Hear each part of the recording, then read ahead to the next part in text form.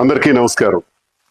ఈ నెల 22వ తారీఖున వైఎస్ఆర్ కాంగ్రెస్ పార్టీ నన్ను సస్పెండ్ చేసినట్టు విడుదలైనటువంటి ఆ ప్రకటనకు ప్రతిస్పందిస్తూ నా అభిప్రాయం తెలియజేయాల్సినటువంటి అవసరం ఉంది కనుక ఈ వీడియో ద్వారా ప్రజలందరికీ కూడా తెలియజేస్తున్నాను. వైఎస్ఆర్ కాంగ్రెస్ పార్టీ గురించి మాట్లాడే ముందుగా జగన్మోహన్ రెడ్డి గారు నాకు ఈ స్థాయిని, ఈ గౌరవాన్ని, ఈ హోదాను ఇచ్చినటువంటి జగన్మోహన్ రెడ్డి గారికి నా ధన్యవాదాలు నేను తెలియజేస్తున్నాను. మరి ఈరోజు పార్టీ కోసం చాలా కష్టపడి పనిచేశాను, గొంతై మాట్లాడాను, గట్టిగా ప్రతిపక్షాల మీద విరుచుకుపడ్డాను.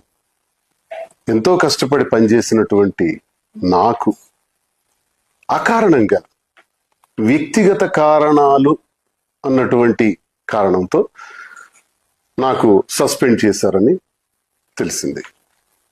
అయితే ఇందుకు నేను పార్టీ నాకు అందించినటువంటి సహకారం, రాజశేఖర్ రెడ్డి గారితో అడుగులు వేసిన నేను, జగన్మోహన్ రెడ్డి గారితో నడుస్తున్న నేను, నా హృదయంలో జగన్మోహన్ రెడ్డి గారు ఇప్పుడు కూడా చిరస్మరణీయం. అయితే ఈ రాజకీయ క్రీడలో నేను బలయ్యానేమో అని నాకు అనిపిస్తుంది. అయితే నేటికి 25 సంవత్సరాలుగా ప్రజా జీవితంలో ఉన్నటువంటి నేను, ప్రజా సేవనే పరమావధిగా భావించిన నేను ఎప్పుడూ పార్టీకి ద్రోహం చేయలేదు, అవినీతి చేయలేదు, లంచాలు తీసుకోలేదు, అధికార దుర్వినియోగం చేయలేదు, భూ కబ్జాలు చేయలేదు. పార్టీ కోసం మాత్రమే అహర్నిశలు పనిచేశాను.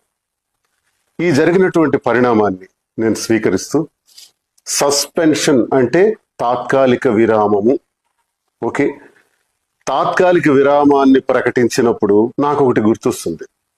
గురజాడ అప్పారావు గారు మాట చెప్పారు, విజయం కోసం విసుగుని వీడి విరామ మెరుగక పని చేయండోయ్.